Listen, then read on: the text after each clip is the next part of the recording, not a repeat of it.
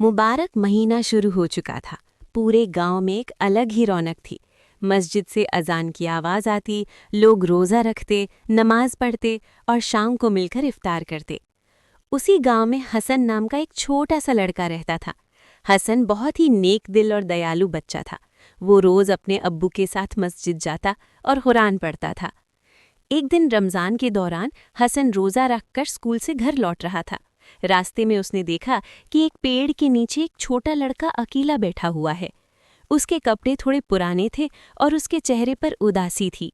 हसन उसके पास गया और प्यार से बोला, भाई, तुम यहाँ अकेले क्यों बैठे हो? लड़के ने धीमी आवाज़ में कहा, मेरा नाम रहीम है, मैं यतीम हूँ। मेरे अब्बू नहीं हैं और मेरी अम्मी बहुत बीमार रहती हैं। ये सुनकर हसन का दिल भर आया। उसने पूछा, क्या तुमने आज रोज़ा रखा है? रहीम ने सिर झुकाकर कहा, हाँ, लेकिन हमारे घर में इफ्तार के लिए कुछ भी नहीं है। हसन को ये सुनकर बहुत दुख हुआ। उसने सोचा कि रमज़ान का असली मतलब तो दूसरों की मदद करना है। हसन तुरंत घर गया और अपनी अम्मी से सारी बात बताई। उसकी अम्मी ने प्यार से कहा, बेटा, तुमने बहुत अच्छी बात बताई। रमज़ान में गरीबों और यतीमों की मदद करना बहुत बड़ा सवाब है। फिर अम्मी ने रसोई में से खजूर, फल, समोसे और थोड़ा खाना एक थाली में रख दिया।